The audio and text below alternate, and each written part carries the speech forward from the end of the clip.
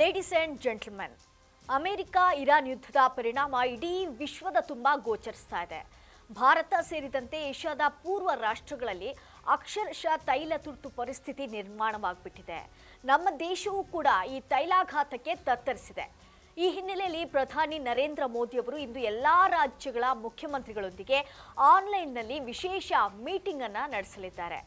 ಇದೇ ವೇಳೆ ನಾಳೆಯಿಂದ ಕೋವಿಡ್ ಕಾಲದಂತಹ ಲಾಕ್ಡೌನ್ ಹೇರಲಾಗ್ತದೆ ಅನ್ನುವಂಥ ಮಾತುಗಳು ಕೂಡ ಸಾರ್ವಜನಿಕರಲ್ಲಿ ಇದೀಗ ಚರ್ಚೆಗೆ ಈಡಾಗಿದೆ. ಈ ಹಿನ್ನೆಲೆಯಲ್ಲಿ ಪ್ರಧಾನಿಯವರ ಇಂದು ಸಂಜೆಯ ವಿಶೇಷ ಸಭೆ ಭಾರೀ ಮಹತ್ವವನ್ನು ಪಡೆದುಕೊಂಡಿದೆ. ಎಸ್ ವೀಕ್ಷಕರೇ, ನೆಲ ಜಲ ಭಾಷೆಗಾಗಿ ಪ್ರಾಮಾಣಿಕ ಪತ್ರಿಕೋದ್ಯಮ. ನೀವು ನೋಡ್ತಾ ಇದ್ದೀರಾ ಫೋಕಸ್ ಟಿವಿ. ನಾನು ರೂಪಲತಾ.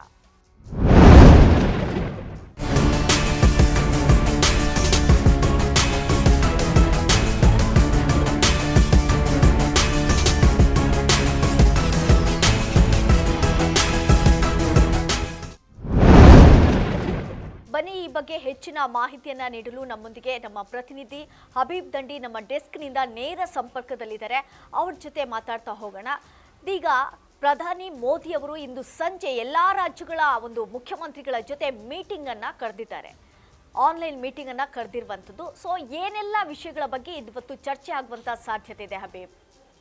ಎಸ್ ರೂಪಲತಾ, ಈಗಾಗಲೇ ನೋಡಿ ಪ್ರಧಾನಿ ನರೇಂದ್ರ ಮೋದಿ ಅವರ ಈ ಮೀಟಿಂಗ್ ಇದೆಯಲ್ಲ ತುಂಬಾ ಕುತೂಹಲ ಕೆರಳಿಸಿದೆ, ತೀವ್ರ ಕುತೂಹಲ ಕೆರಳಿಸಿದೆ. ಕಳೆದ ಒಂದು ವಾರದಿಂದಲೂ ಕೂಡ ಭಾರತದಾದ್ಯಂತ ಒಂದಷ್ಟು ದೊಡ್ಡ ಮಟ್ಟದ ವಿಚಾರ ಚರ್ಚೆಗೆ ಈಡಾಗ್ತಾ ಇರತಕ್ಕಂಥದ್ದು ಅದು ಈಗ ಬಂದಿರತಕ್ಕಂಥ ತೈಲ ಎಮರ್ಜೆನ್ಸಿ ಇದೆಯಲ್ಲ, ತೈಲ ತುರ್ತು ಪರಿಸ್ಥಿತಿ ಇದೆಯಲ್ಲ, ಆ ಕುರಿತಂತೆ ಕೇಂದ್ರ ಸರ್ಕಾರ ಏನು ತೀರ್ಮಾನವನ್ನು ತೆಗೆದುಕೊಳ್ಳುತ್ತೆ, ಏನು ಒಂದು ನಿಲುವುಗಳನ್ನು ತಾಳುತ್ತೆ ಅನ್ನುವಂಥ ವಿಚಾರ ಕೂಡ ಚರ್ಚೆಗೆ ಈಡಾಗ್ತಾ ಇರತಕ್ಕಂಥದ್ದು. ಹಾಗಾಗಿ ಒಂದಷ್ಟು ದಿನಗಳಿಂದ 2 ದಿನಗಳ ಹಿಂದೆ ಪ್ರಧಾನಿ ನರೇಂದ್ರ ಮೋದಿ ಅವರು ಸರ್ವ ಪಕ್ಷಗಳ ಸಂಸದರ ಸಭೆಯನ್ನು ಕರೆದರು ದೆಹಲಿಯಲ್ಲಿ. ಈಗಾಗಲೇ ದೆಹಲಿ ಸಂಸತ್ ಅಧಿವೇಶನ ನಡೀತಾ ಇದೆ. ಈ ಹಿನ್ನೆಲೆಯಲ್ಲಿ ಅಲ್ಲಿರ್ತಕ್ಕಂಥ ಸರ್ವ ಪಕ್ಷಗಳ ಸಂಸತ್ ಸದಸ್ಯರ ಒಂದು ಅಧಿವೇಶನ ಅನ್ನೋ ಥರದ್ದು, ಒಂದು ಮೀಟಿಂಗ್ ಅನ್ನೋ ಥರದ್ದು ಮಾಡಿದ್ರು. ಅವ್ರ ಜೊತೆಗೆ ಚರ್ಚೆ ಮಾಡಿದ ನಂತರವೇ ಅವರು ಒಂದು ದೊಡ್ಡ ಮಟ್ಟದ ಘೋಷಣೆ ಮಾಡಬಹುದು ಅನ್ನುವಂಥ ಒಂದು ನಿರೀಕ್ಷೆ ಇತ್ತು ರೂಪಲತಾ. ಆದರೆ ಆ ಮೀಟಿಂಗ್ ಏನೋ ಆಯಿತು, ಸಂಸದರ ಜೊತೆಗಿನ ಎಂಪಿಗಳ ಜೊತೆಗಿನ ಮೀಟಿಂಗ್ ಏನೋ ಆಯಿತು. ಆದರೆ ಕೇಂದ್ರ ಸರ್ಕಾರದಿಂದ ಯಾವುದೇ ತೀರ್ಮಾನ ಹೊರಬಿದ್ದಿಲ್ಲ. ಆದರೆ ಈಗ ಸದ್ಯಕ್ಕೆ ಮತ್ತಷ್ಟು ಕುತೂಹಲ ಮೂಡಿಸಿರ್ತಕ್ಕಂಥದ್ದು, ಈಗ ಭಾರತದ ಎಲ್ಲಾ ರಾಜ್ಯಗಳ ಮುಖ್ಯಮಂತ್ರಿಗಳ ಜೊತೆ ಪ್ರಧಾನಿ ನರೇಂದ್ರ ಮೋದಿ ಅವರು ಆನ್ಲೈನ್ ಮೀಟಿಂಗ್ ಅನ್ನು ಮಾಡ್ತಾರೆ, ಝೂಮ್ ಮೀಟಿಂಗ್ ಮಾಡ್ತಾರೆ. ಹಾಗಾಗಿ ಅಲ್ಲಿ ಈ ನಾಳೆಯಿಂದ ಈಗೇನು ತುರ್ತು ಪರಿಸ್ಥಿತಿ ನಿರ್ಮಾಣವಾಗಿರುವಂತಹ ಪರಿಸ್ಥಿತಿ ನಿರ್ಮಾಣವಾಗ್ತಾ ಇದೆ. ಸಾರ್ವಜನಿಕರು ತುಂಬಾ ಕಿಲೋಮೀಟರ್ ಗಟ್ಟಲೆ ಕ್ಯೂ ಅನ್ನು ನಿಂತ್ಕೊಳ್ತಾ ಇದ್ದಾರೆ. ಡೀಸೆಲ್ ಖಾಲಿಯಾಗಿದೆ, ಪೆಟ್ರೋಲ್ ಖಾಲಿಯಾಗಿದೆ, ಗ್ಯಾಸ್ಗೋಸ್ಕರ ಪರದಾಡ್ತಾ ಇದ್ದಾರೆ. ಈ ಎಲ್ಲದರ ಕುರಿತಂತೆ ಯಾವ ತೀರ್ಮಾನಗಳನ್ನು ತೆಗೆದುಕೋಬೇಕು ಅನ್ನೋದ್ರ ಬಗ್ಗೆ ಚರ್ಚೆ ನಡೆಸಲಾಗುತ್ತೆ ಅನ್ನುವಂಥದ್ದು ಒಂದು ಮಾಹಿತಿ. ಈಗಾಗಲೇ ಕೇಂದ್ರ ಸರ್ಕಾರ ಮಟ್ಟದಲ್ಲಿ ಈ ಎಲ್ಲದರ ಕುರಿತಂತೆ ಕ್ಯಾಬಿನೆಟ್, ಕೇಂದ್ರ ಸರ್ಕಾರದ ಸೆಂಟ್ರಲ್ ಕ್ಯಾಬಿನೆಟ್ ಮೀಟಿಂಗ್ ನಲ್ಲಿ ಈ ಕುರಿತಂತೆ ಒಂದು ತೀರ್ಮಾನವನ್ನು ಈಗಾಗಲೇ ತೆಗೆದುಕೊಳ್ಳಲಾಗಿದೆ. ಆ ತೀರ್ಮಾನ ರಾಜ್ಯ ಸರ್ಕಾರಗಳು ವಿರೋಧ ಮಾಡಬಾರದು, ಸಡನ್ ಆಗಿ ಒಮ್ಮೆಯೇ ತೀರ್ಮಾನ ಪ್ರಕಟಿಸಿಬಿಟ್ರೆ. ಯಾಕಂದ್ರೆ ನೋಟ್ ಬಂದಿ ಬಂತಲ್ಲ 2016 ನವೆಂಬರ್ 8ರಂದು ಸಡನ್ ಆಗಿ ಮಾಧ್ಯಮಗಳ ಮುಂದೆ ಬಂದ್ಬಿಟ್ಟು, ಟಿವಿ ಮುಂದೆ ಬಂದ್ಬಿಟ್ಟು ಪ್ರಧಾನಿಯವರು ಏಕದಮ್ ನೋಟ್ ಬಂದಿ ಅನೌನ್ಸ್ ಮಾಡಿಬಿಟ್ರಲ್ಲ, ಆಗ ಎಷ್ಟೊಂದು ಅಪಸವ್ಯಗಳಾಗಿತ್ತು, ತೊಂದರೆಗಳಾಗಿತ್ತು, ಕಷ್ಟಗಳಾಗಿತ್ತು, ಎಷ್ಟು ಜನ ಪ್ರಾಣ ಕಳ್ಕೊಂಡ್ರು, ಎಷ್ಟು ಜನ ಕ್ಯೂ ಅಲ್ಲಿ ನಿಂತ್ಕೊಂಡ್ರು. ಆ ತರಹದ ಒಂದು ಮುಜುಗರಕ್ಕೆ ಕೇಂದ್ರ ಸರ್ಕಾರ ಈಡಾಗೋದು ಬೇಡ ಅನ್ನೋ ನಿಟ್ಟಿನಲ್ಲಿ ಎಲ್ಲ ರಾಜ್ಯಗಳ ಮುಖ್ಯಮಂತ್ರಿಗಳೊಂದಿಗೆ ಚರ್ಚೆಯನ್ನ, ಸಭೆಯನ್ನ, ಮೀಟಿಂಗ್ ಅನ್ನ ನಡೆಸ್ತಿದ್ದಾರೆ ಪ್ರಧಾನಿ ಮೋದಿ. ಅದರ ನಂತರ ಈಗಾಗಲೇ ಅವರು ಆಲ್ರೆಡಿ ತೆಗೆದುಕೊಂಡು ಬಿಟ್ಟಿದ್ದಾರೆ ತೀರ್ಮಾನಗಳನ್ನು. ಅದನ್ನ ಒಂದು ನಾಮಕಾವಸ್ಥೆ ಮುಖ್ಯಮಂತ್ರಿಗಳೊಂದಿಗೆ ಚರ್ಚೆ ಮಾಡಿ ಅದರ ನಂತರ ಅದರ ಸಾಧ್ಯಾಸಾಧ್ಯತೆಗಳು ಮತ್ತು ತೆಗೆದುಕೋಬೇಕಾಗಿರ್ತಕ್ಕಂಥ ರೂಲ್ಸ್ ಅಂಡ್ ರೆಗ್ಯುಲೇಷನ್ಸ್ ಬಗ್ಗೆ ಜನಗಳ ಮುಂದೆ ಇಡೋದಕ್ಕಿಂತ ಮುಂಚೆ ಮುಖ್ಯಮಂತ್ರಿಗಳ ಮುಂದೆ ಇಟ್ಟು ಆ ಮೂಲಕ ರಾಜ್ಯ ಸರ್ಕಾರಗಳ ಒಪ್ಪಿಗೆಯನ್ನು ಕೂಡ ಪಡ್ಕೊಂಡಿದ್ದೀವಿ ಅನ್ನುವಂಥ ಒಂದು ಕಾನೂನಾತ್ಮಕ ಮತ್ತು ನೈತಿಕ ಒಂದು ಪರ್ಮಿಷನ್ಗೋಸ್ಕರ ಪ್ರಧಾನಿ ಈ ಒಂದು ಮೀಟಿಂಗ್ ಅನ್ನು ಮಾಡ್ತಿದ್ದಾರೆ. ಹಾಗಾಗಿ ಇವತ್ತು ಸಂಜೆಯ ಈ ಮೀಟಿಂಗ್ ಏನಿದೆ ರೂಪಲತಾ, ದೊಡ್ಡ ಮಹತ್ವವನ್ನು ಪಡ್ಕೊಂಡಿದೆ ರೂಪಲತಾ. ಓಕೆ, ಹಾಗೆ ಇದೀಗ ತೈಲ ತುರ್ತು ಪರಿಸ್ಥಿತಿಯನ್ನ ಎದುರಿಸ್ತಾ ಇದ್ದೀವಿ ನಾವೆಲ್ಲರೂ ಕೂಡ. ಹಾಗೀಗ ಖಾಸಗಿ ಒಂದು ಪೆಟ್ರೋಲ್ ಪಂಪ್ಗಳು ಕೂಡ ಡೀಸೆಲ್, ಪೆಟ್ರೋಲ್ ಬೆಲೆಯನ್ನ ಏರಿಕೆ ಮಾಡಿಬಿಟ್ಟಿದೆ. ಹಾಗಿದ್ದಾಗ ಏನಾದರೂ ಈಗ ಈ ಒಂದು ಮೀಟಿಂಗ್ನಲ್ಲಿ ಪ್ರಧಾನಿ ಮೋದಿ ಅವರು ಇದರ ಬಗ್ಗೆ ಏನಾದರೂ ತೀರ್ಮಾನವನ್ನ ಕೈಗೊಳ್ಳುವಂತ ಚಾನ್ಸಸ್ ಇದೆಯಾ, ಹೇಗೆ? ಖಂಡಿತ ರೂಪಲತಾ, ನೀವು ಹೇಳ್ತಾ ಇರೋದು ಸರಿ. ಯಾಕಂದ್ರೆ ಈಗಾಗಲೇ ನೋಡಿ ಕಳೆದ 2-3 ದಿನಗಳಿಂದ, ಅದರಲ್ಲೂ ನಿನ್ನೆಯಿಂದ ಈ ಖಾಸಗಿ ತೈಲ ಪೆಟ್ರೋಲ್ ಬ್ಯಾಂಕ್ಗಳು ಏನಿದ್ದಾವೆ, ತೈಲ ಕಂಪನಿಗಳು ಮತ್ತು ಅವು ನಡೆಸುವಂತಹ ಪೆಟ್ರೋಲ್ ಬಂಕ್ಗಳು ಏನಿದ್ದಾವೆ, ಡೀಸೆಲ್ ಬಂಕ್ಗಳು ಏನಿದ್ದಾವೆ, ಅಲ್ಲಿ ಈಗಾಗಲೇ ರೇಟ್ನ ಜಾಸ್ತಿ ಮಾಡಲಾಗಿದೆ, ಪ್ರೈಸ್ ಹೈಕ್ ಮಾಡಲಾಗಿದೆ. ಕೇಂದ್ರ ಸರ್ಕಾರದ ಯಾವುದೇ ನೀತಿ ನಿಯಮಕ್ಕೂ ಕೂಡ ಒಳಪಡದೆ ಅವರು ಏಕದಮ್ ತಾವು ಸ್ವಂತ ಅಂದರೆ ಸ್ವ ಇಚ್ಛೆಯಂತೆ ರೇಟ್ಗಳನ್ನು ಹೈಕ್ ಮಾಡಿರ್ತಕ್ಕಂಥದ್ದು. ಪೆಟ್ರೋಲ್ಗೆ 5 ರೂಪಾಯಿ ಮತ್ತು ಡೀಸೆಲ್ಗೆ 3 ರೂಪಾಯಿ ಹೆಚ್ಚಿಗೆ ಮಾಡಿ ಮಾಡಿ ಈಗಾಗಲೇ ನಯಾರಾ ಅನ್ನುವಂಥ ಒಂದು ಪೆಟ್ರೋಲ್ ಕಂಪನಿ ಅದು ಅದಾನಿ ಒಡೆತನಕ್ಕೆ ಬರುತ್ತೆ ಅನ್ನುವಂಥ ಒಂದು ಮಾತನ್ನ ಹೇಳಲಾಗ್ತಾ ಇದೆ.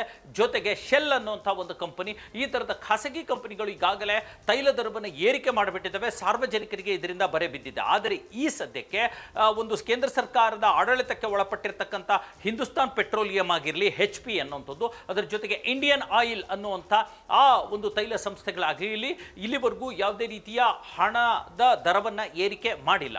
ಬಹುತೇಕ ಇವತ್ತಿನ ಮೀಟಿಂಗ್ ನಂತರ ಈ ಒಂದು ಸರ್ಕಾರದ ಕಂಪನಿಗಳು ಕೂಡ ತೈಲ ದರವನ್ನು ಏರಿಕೆ ಮಾಡ್ತಾರಾ ಅಥವಾ ಮಾಡಲ್ಲ, ಅಥವಾ ಈ ಏನು ಖಾಸಗಿ ಕಂಪನಿಗಳು ದರವನ್ನು ಹೆಚ್ಚಿಗೆ ಮಾಡಿದಾರಲ್ಲ ಅವರ ಹೆಚ್ಚಾಗಿರ್ತಕ್ಕಂಥ ದರವನ್ನು ಕಡಿಮೆ ಮಾಡಲಾಗುತ್ತಾ, ಕೇಂದ್ರ ಸರ್ಕಾರ ಒಂದು ಸ್ಪಷ್ಟ ತೀರ್ಮಾನ ತೆಗೆದುಕೊಳ್ಳುತ್ತಾ ಅಥವಾ ತೆಗೆದುಕೊಳ್ಳೋದಿಲ್ವಾ ಅನ್ನುವಂಥದ್ದು ಕೂಡ ಸ್ಪಷ್ಟವಾಗುತ್ತೆ. ಇದ್ರ ಜೊತೆಗೆ ಗ್ಯಾಸ್ ದರದಲ್ಲೂ ಮೇಲೂ ಕೂಡ ಖಾಸಗಿಯವರು ಈಗಾಗಲೇ ಏರಿಸಿಬಿಟ್ಟಿದ್ದಾರೆ. ಈ ಕುರಿತಂತೆನೂ ಕೇಂದ್ರ ಸರ್ಕಾರ ಸ್ಪಷ್ಟ ತೀರ್ಮಾನವನ್ನು ತೆಗೆದುಕೋಬೇಕಾಗಿದೆ. ಆದರೆ ಒಂದು ಮಾಹಿತಿಯ ಪ್ರಕಾರ ಈಗಿರ್ತಕ್ಕಂಥ ಪರಿಸ್ಥಿತಿ ಇದೆಯಲ್ಲ, ಈ ತುರ್ತು ಪರಿಸ್ಥಿತಿಯಲ್ಲಿ ಕಡಿಮೆ ಬಳಕೆಗೆ ಸಾರ್ವಜನಿಕರನ್ನ ಉತ್ತೇಜಿಸಿ ತೈಲ ದರವನ್ನ ಕಡಿಮೆ ಮಾಡ್ತಾರೆ ಅನ್ನುವಂಥ ಒಂದು ನಿರೀಕ್ಷೆ ಕೂಡ ಇದೆ. ಇದಲ್ಲದೆ ಈಗಾಗಲೇ ಲಾಕ್ಡೌನ್ ಮಾಡ್ತಾರಾ, ಈಗ ಯಾಕಂದ್ರೆ ಒಂದು ರೀತಿಯ ತೈಲ ತುರ್ತು ಪರಿಸ್ಥಿತಿ ಬಂದಿರೋದ್ರಿಂದ ಕೋವಿಡ್ ರೀತಿಯ ಲಾಕ್ಡೌನ್ ಮಾಡ್ತಾರಾ ಅನ್ನುವಂಥ ಪ್ರಶ್ನೆಗೂ ಕೂಡ ಉತ್ತರ ಸಿಗಬೇಕಿದೆ ರೂಪಲತಾ. ಹೌದು, ಖಂಡಿತವಾಗ್ಲೂ ಕೂಡ. ಯಾಕಂತ ಹೇಳಿದ್ರೆ ಒಂದು ಕಡೆ ಗ್ಯಾಸ್ ಸಮಸ್ಯೆ ಆಗಿದೆ, ಇನ್ನೊಂದು ಕಡೆ ತೈಲ ತುರ್ತು ಪರಿಸ್ಥಿತಿ ಎದುರಾಗ್ಬಿಟ್ಟಿದೆ. ಆಗಿದ್ದಾಗ ಈ ಜನರ ಪರಿಸ್ಥಿತಿ ಹೇಗಾಗಬೇಡ. ಅದರಿಂದ ಈ ಮೀಟಿಂಗ್ನಲ್ಲಿ ಏನಾದರೂ ನಾಳೆಯಿಂದ ಕೋವಿಡ್ ಕಾಲದಂಥ ಲಾಕ್ಡೌನ್ ಅನ್ನು ಏನಾದರೂ ಹೇರಲಾಗತ್ತಾ, ಅದರ ಬಗ್ಗೆ ಏನಾದರೂ ಮಾಹಿತಿಯನ್ನು ನೀಡ್ತಾರೆ? ಯಾಕಂತ ಹೇಳಿದ್ರೆ ಸಾರ್ವಜನಿಕರಲ್ಲಿ ಇದರ ಬಗ್ಗೆ ಲಾಕ್ಡೌನ್ನ ಬಗ್ಗೆ ಹಲವಾರು ಒಂದು ಪ್ರಶ್ನೆಗಳು ಕೂಡ ಎದುರಾಗ್ತಾ ಇದೆ, ಮಾತುಗಳು ಕೂಡ ಕೇಳಿ ಬರ್ತಾ ಇದೆ. ಇದ್ರ ಬಗ್ಗೆ ಏನು ಹೇಳ್ಬೋದು? ಹೌದು ರೂಪಲತಾ, ನೀವು ಹೇಳಿದಾಗೆ ನೋಡಿ, ಇಡೀ ಭಾರತದಾದ್ಯಂತ, ಕೇವಲ ಕರ್ನಾಟಕ ಅಷ್ಟೇ ಅಲ್ಲ, ಇಡೀ ಭಾರತದಾದ್ಯಂತ ಸಾರ್ವಜನಿಕರಲ್ಲಿ ಒಂದು ಕುತೂಹಲ, ಒಂದು ಹೆದರಿಕೆ ಅಥವಾ ಒಂದು ಕ್ಯೂರಿಯಾಸಿಟಿ ಹುಟ್ಕೊಂಡು ಬಿಟ್ಟಿದೆ. ಇಲ್ಲಿ ಲಾಕ್ಡೌನ್ ಮಾಡ್ತಾರಂತೆ, ಕೇಂದ್ರ ಸರ್ಕಾರದಿಂದ ಲಾಕ್ಡೌನ್ ಅನೌನ್ಸ್ ಮಾಡ್ತಾರಂತೆ, ಮೋದಿ ಲಾಕ್ಡೌನ್ ಅನೌನ್ಸ್ ಮಾಡ್ತಾರಂತೆ, ಕೇಂದ್ರ ಪ್ರಧಾನಿ ಸಚಿವಾಲಯಗಳು ಅಥವಾ ಪೆಟ್ರೋಲಿಯಂ ಸಚಿವಾಲಯ ಲಾಕ್ಡೌನ್ ಅನೌನ್ಸ್ ಮಾಡುತ್ತಂತೆ, ನಮ್ಮ ವಾಹನಗಳಿಗೆ ತೈಲಗಳು ಸಿಗೋದಿಲ್ವಾ, ಹಾಕ್ಸೋದು ಹಿಂಗೆ ಅನ್ನುವಂಥ ಒಂದು ರೀತಿ ಕುತೂಹಲ, ಹೆದರಿಕೆ, ಹಿಂಜರಿಕೆ ಎಲ್ಲವೂ ಕೂಡ ಭಾರತದ 140 ಕೋಟಿ ಜನರಲ್ಲೂ ಕೂಡ ಇರತಕ್ಕಂಥದ್ದು. ಈ ಕುರಿತಂತೆಯೂ ಕೂಡ ಇವತ್ತು ಮೀಟಿಂಗ್ನಲ್ಲಿ ಸ್ಪಷ್ಟಪಡಿಸುವಂಥ ಎಲ್ಲ ಸಾಧ್ಯತೆಗಳಿದ್ದಾವೆ. ಆದರೆ ಈ ಹೊತ್ತಿಗೆ ಅಂದರೆ ಸಂಜೆ ಮೀಟಿಂಗ್ ನಡೆಯುತ್ತೆ, ಮೀಟಿಂಗ್ ನಂತರ ಪ್ರಧಾನಿಗಳು ಮಾಧ್ಯಮದ ಎದುರುಗಡೆ ಬಂದುಬಿಟ್ಟು ಈ ಕುರಿತಂತೆ ಏನಾದರೂ ಸ್ಪಷ್ಟನೆಯನ್ನು ಕೊಡಬಹುದು. ಆದರೆ ಈ ಹೊತ್ತಿಗೆ ನೀವು ಮಾತಾಡ್ತಾ ಇರತಕ್ಕಂಥ ಈ ಹೊತ್ತಿಗೆ ಯಾವುದೇ ರೀತಿಯ ಲಾಕ್ಡೌನ್ ಮಾಡಲ್ಲ ಅನ್ನುವಂಥ ಮಾಹಿತಿಗಳು ಕೆಲವು ಮಾಧ್ಯಮಗಳಿಂದ ಬರ್ತಾ ಇದೆ. ಇದು ಸರ್ಕಾರದ ಅಧಿಕೃತ ಪ್ರಕಟಣೆ ಅಲ್ಲ. ಮಾಧ್ಯಮಗಳು ತಮ್ಮ ಪ್ರಿಡಿಕ್ಷನ್ಸ್ನ ಹೇಳ್ತಿದ್ದಾವೆ ಅಷ್ಟೇ. ಅವರೇ ಒಂದು ಗೆಸ್ ಮಾಡಿ ಹೇಳ್ತಾ ಇರ್ತಕ್ಕಂಥದ್ದು ಲಾಕ್ಡೌನ್ ಮಾಡಲ್ಲ ಅನ್ನೋಂಥ ಸ್ವಲ್ಪ ಮಾಧ್ಯಮ ಹೇಳಿದರೆ ಇಲ್ಲಿಲ್ಲ ಲಾಕ್ಡೌನ್ ಅನೌನ್ಸ್ ಮಾಡ್ತಾರೆ ಅನ್ನೋಂಥ ಮಾತುಗಳು ಕೂಡ ಕೆಲವು ಮಾಧ್ಯಮಗಳೇ ಹೇಳ್ತಾ ಇವೆ. ಹಾಗಾಗಿ ಈ ನಿಟ್ಟಿನಲ್ಲಿ ಸಾರ್ವಜನಿಕರನ್ನ ಗೊಂದಲಕ್ಕೆ ಬೀಳಿಸೋದಕ್ಕಿಂತ ಹೊರತಾಗಿ ಅಥವಾ ಸಾರ್ವಜನಿಕರಿಗೆ ಭಯಭೀತರನ್ನಾಗಿ ಮಾಡೋದಕ್ಕಿಂತ ಹೊರತಾಗಿ ಈ ಕುರಿತಂತೆಯೂ ಕೂಡ ಇವತ್ತು ಸಂಜೆಯ ಮೀಟಿಂಗ್ನಲ್ಲಿ ಸ್ಪಷ್ಟವಾದ ಒಂದು ತೀರ್ಮಾನವನ್ನು ತೆಗೆದುಕೊಂಡು ಎಲ್ಲ ರಾಜ್ಯ ಸರ್ಕಾರಗಳ ಮುಖ್ಯಮಂತ್ರಿಗಳ ಅಭಿಪ್ರಾಯವನ್ನು ಪಡೆದು ಒಂದು ವೇಳೆ ಲಾಕ್ಡೌನ್ ಮಾಡೋದೇ ಆದರೆ ಅದಕ್ಕೆ ಇರಬೇಕಾಗಿರ್ತಕ್ಕಂಥ ಇದ್ದಂತಹ ರೂಪುರೇಷೆಗಳು, ಕಂಡೀಷನ್ಸ್ಗಳನ್ನು ಕೂಡ ಚರ್ಚೆಗೆ ಈಡು ಮಾಡಿ ಅದರ ನಂತರ ಈ ತರಹದ ತೀರ್ಮಾನ ತೆಗೆದುಕೋಬೇಕು ಅನ್ನೋದು. ಲಾಕ್ಡೌನ್ ಇಲ್ಲ ಅಂದ್ರೆ ಚರ್ಚೆ ಮಾಡುವಂಥ ಅವಶ್ಯಕತೆ ಇಲ್ಲ. ಇಫ್ ಏನಾದರೂ ಅದು ಆಯಿಲ್ ಲಾಕ್ಡೌನ್ ತರದ್ದಾಗತ್ತೆ ಅಥವಾ ತೈಲ ತುರ್ತು ಪರಿಸ್ಥಿತಿಯನ್ನು ಘೋಷಣೆ ಮಾಡೋದಾದ್ರೆ ಅದಕ್ಕೆ ಮಾರ್ಗದರ್ಶನಗಳು, ಕಂಡೀಷನ್ಸ್ಗಳು ಎಲ್ಲವೂ ಕೂಡ ಸ್ಪಷ್ಟವಾಗಿ ಚರ್ಚೆಗೆ ಈಡಾಗಬೇಕಾಗಿದೆ ರೂಪಲತಾ. ಓಕೆ, ಹಾಗೆ ಈಗ ಕೊಲ್ಲಿಯಲ್ಲಿ ಯುದ್ಧ ಅಂತೂ ನಿಲ್ಲುವಂತ ಲಕ್ಷಣಗಳೇನು ಕೂಡ ಕಾಣಿಸ್ತಾ ಇಲ್ಲ, ಮುಂದುವರಿತಾನೆ ಇದೆ ಯುದ್ಧ. ಹೀಗಿರುವಾಗ ಇಲ್ಲಿ ಒಂದು ತೈಲ ತುರ್ತು ಪರಿಸ್ಥಿತಿ ನಿರ್ಮಾಣ ಆಗ್ಬಿಟ್ಟಿದೆ, ಗ್ಯಾಸ್ ಸಮಸ್ಯೆ ಕೂಡ ನಿರ್ಮಾಣ ಆಗ್ಬಿಟ್ಟಿದೆ. ಹೀಗಿದ್ದಾಗ ಭಾರತದಲ್ಲಿ ಮುಂದಿನ ಒಂದು ಪರಿಸ್ಥಿತಿ ಯಾವ ರೀತಿಯಾಗಿರ್ಬೋದು? ಖಂಡಿತ ರೂಪಲತಾ, ಇದು ನೋಡಿ ಘನಘೋರ ಪರಿಸ್ಥಿತಿ ಕಂಡು ಬರ್ತಾ ಇದೆ. ಭಾರತದಲ್ಲೂ ಘನಘೋರ ಪರಿಸ್ಥಿತಿ ಭವಿಷ್ಯದಲ್ಲಿ ಕಂಡು ಬರ್ತಾ ಇದೆ ಮತ್ತು ವಿಶ್ವದಲ್ಲೂ ಕೂಡ ಘನಘೋರ ಪರಿಸ್ಥಿತಿಯೇ ಕಂಡು ಬರ್ತಾ ಇದೆ. ಯಾಕಂದ್ರೆ ಎಲ್ಲಿವರೆಗೂ ಇರಾನ್ ಮೇಲೆ ಅಮೆರಿಕ ಮತ್ತು ಇಸ್ರೇಲ್ ಕುತಂತ್ರದ ದಾಳಿ ಮಾಡ್ತಿದಾರಲ್ಲ, ಸರ್ವಾಧಿಕಾರದ ಒಂದು ದಾಳಿ ಮಾಡ್ತಿದಾರಲ್ಲ, ದುರಾಲೋಚನೆಯ ದಾಳಿ ಮಾಡ್ತಾ ಇದಾರಲ್ಲ, ಆ ದಾಳಿ ನಿಲ್ಲೋವರೆಗೂ, ಈ ಯುದ್ಧ ನಿಲ್ಲೋವರೆಗೂ ಈ ಪರಿಸ್ಥಿತಿಯಿಂದ ಹೊರತಾಗಿರುವಂಥ ಸಾಧ್ಯತೆ ಇಲ್ಲ.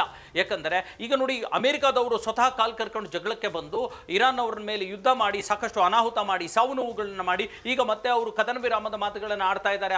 ಆದರೆ ಸುಮ್ಮನೆ ಕಾಲು ಕೆರೆದುಕೊಂಡು ಬಂದು ಜಗಳ ಮಾಡಿಸಿಕೊಂಡಿರ್ತಕ್ಕಂಥ ಇರಾನ್ ಸುಮ್ಮನೆ ಕೂತಿಲ್ಲ. ಯುದ್ಧವನ್ನ ನೀವು ಪ್ರಾರಂಭ ಮಾಡಿದ್ದೀರಾ, ಯುದ್ಧವನ್ನ ನಾವು ಎಂಡ್ ಮಾಡ್ತೀವಿ, ನಾವು ಕೊನೆಗೊಳಿಸ್ತೀವಿ, ನಾವು ಕೊನೆಗೊಳಿಸುವವರೆಗೂ ಈ ಯುದ್ಧ ನಡೆಯುತ್ತೆ ಅನ್ನೋಂಥ ಮಾತನ್ನ ಹೇಳಿದ್ದಾರೆ. ಹಾಗಾಗಿ ಈಗ ಒಂದು ರೀತಿ ಕೆರಳಿದ ಒಂದು ಹುಲಿಯಾಗಿರ್ತಕ್ಕಂಥ, ಒಂದು ಗಾಯಗೊಂಡ ವ್ಯಗ್ರ ಆಗಿರ್ತಕ್ಕಂಥ ಈ ಒಂದು ಇರಾನ್ ಇದೆಯಲ್ಲ, ಅಮೆರಿಕದ ಮೇಲೆ ಅಥವಾ ಇಸ್ರೇಲ್ನ ಮೇಲೆ ಪ್ರತಿದಾಳಿಯನ್ನ ಮಾಡಿ ಅವು ಮಾಡೋವರೆಗೂ, ಸೇಡನ್ನು ತೀರಿಸ್ಕೊಳ್ಳೋವರೆಗೂ ಈ ಯುದ್ಧ ನಿಲ್ಲೋದಿಲ್ಲ. ಅಲ್ಲಿವರೆಗೂ ಭಾರತ ಆಗಲಿ, ವಿಶ್ವದ ಇತರೆ ರಾಷ್ಟ್ರಗಳಾಗಲಿ, ಪ್ರಮುಖವಾಗಿ ಭಾರತದ ಈ ಪೂರ್ವ ಏಷ್ಯಾ ರಾಷ್ಟ್ರಗಳೇನಿದಾವೆ ಇವು ಸಫರ್ ಪಡಬೇಕಾಗತ್ತೆ. ಈಗಾಗಲೇ ಫಿಲಿಪೈನ್ಸ್ ಆಗಿರಲಿ, ಜಕಾರ್ತಾ ಆಗಿರಲಿ, ಇಂಡೋನೇಷಿಯಾ, ಮಲೇಷಿಯಾ, ಬಾಲಿ ದ್ವೀಪಗಳು ಇವೆಲ್ಲವೂ ಕೂಡ ತೈಲ ತುರ್ತು ಪರಿಸ್ಥಿತಿಯನ್ನು ಘೋಷಿಸಿಬಿಟ್ಟಿದ್ದಾವೆ. ಅವ್ರಿಗೆ ಬೇರೆ ದಾರಿನೇ ಇಲ್ಲ ಬರಲಿಕ್ಕೆ. ಯಾಕಂದ್ರೆ ಹೋರ್ಮುಜ್ ಜಲಸಂಧಿಯಿಂದ ಬರಬೇಕು, ಅಲ್ಲಿ ಭಾರತಕ್ಕೆ ಕಳಿಸೋದಕ್ಕೆ ಕಷ್ಟ ಆಗ್ತಾ ಇದೆ, ಇನ್ನು ಮುಂದಕ್ಕೆ ಬಿಡುತ್ತಿಲ್ಲ ಇರಾನ್ ಅವರು ಅನ್ನುವಂಥದ್ದು. ಈ ಅಮೆರಿಕ ದೊಡ್ಡಣ್ಣ ಟ್ರಂಪ್ನ ದುರಾಸೆ ಮತ್ತು ಸರ್ವಾಧಿಕಾರ ಇಡೀ ವಿಶ್ವವನ್ನು ಬಲಿ ಪಡೆದುಕೊಳ್ಳುತ್ತಾ, ಸಮಸ್ಯೆಗೆ ದೂಡುತ್ತಾ, ಕಷ್ಟಕ್ಕೆ ದೂಡುತ್ತಾ ಅನ್ನುವಂಥ ಪ್ರಶ್ನೆ ಹುಟ್ಟುಕೊಂಡಿದೆ. ಈ ಹಿನ್ನೆಲೆಯಲ್ಲಿ ಈಗಾಗಲೇ ಇರಾನ್ ಮತ್ತಷ್ಟು ಮಾನವೀಯತೆ ತೋರಿಸಿದೆ. ಭಾರತ, ಚೀನಾ, ರಷ್ಯಾ ಮತ್ತು ಬ್ಯಾಂಕಾಕ್ಗೆ ಸೇರಿದಂತೆ ಪಾಕಿಸ್ತಾನ ಈ 5 ರಾಷ್ಟ್ರಗಳಿಗೆ ತೈಲದ ಟ್ಯಾಂಕರ್ಗಳನ್ನ ಕಳಿಸಲಿಕ್ಕೆ, ಶಿಪ್ಗಳನ್ನು ಕಳಿಸಲಿಕ್ಕೆ ಒಪ್ಕೊಂಡಿದೆ. ಆದರೆ ಅದರಿಂದ ಪ್ರಾಬ್ಲಮ್ ಸಾಲ್ವ್ ಆಗಲ್ಲ. 140 ಕೋಟಿ ಜನರಿಗೆ ಇವ್ರು ಕಳಿಸುವಂಥ 1 ಟ್ಯಾಂಕು 2 ಟ್ಯಾಂಕು, ಅದೇನೋ ಹೇಳ್ತಾರಲ್ಲ, ಆನೆ ಹೊಟ್ಟೆಗೆ ಅರೆಕಾಸಿನ ಮಜ್ಜಿಗೆ ಅನ್ನೋಂಥದ್ದು ಆ ಪರಿಸ್ಥಿತಿ ಆಗಿದೆ. ಹಾಗಾಗಿ ಈ ಯುದ್ಧ ಕೊನೆಗೊಳ್ಳೋವರೆಗೂ ಪರಿಸ್ಥಿತಿ ಬದಲಾಗಲ್ಲ. ಅಲ್ಲಿವರೆಗೂ ಕೂಡ ಕರಾಳ ದಿನಗಳನ್ನು ಎದುರಿಸಬೇಕು, ನೋಡಬೇಕಾಗಿರ್ತಕ್ಕಂಥ ನಾವು ಎಲ್ಲದಕ್ಕೂ ಕೂಡ ತಯಾರಾಗಿರಬೇಕಾಗಿದೆ.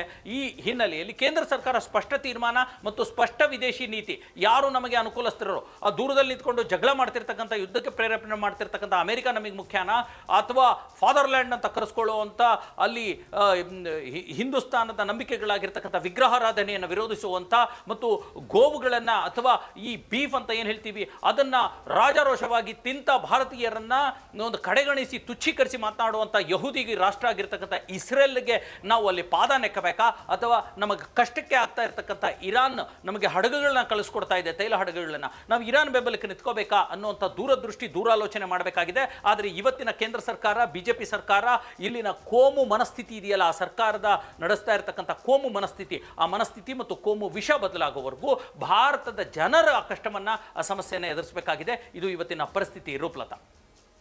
ಓಕೆ, ಥ್ಯಾಂಕ್ ಯು ತಮ್ಮೆಲ್ಲ ಮಾಹಿತಿಗಾಗಿ ಹಬೀಬ್.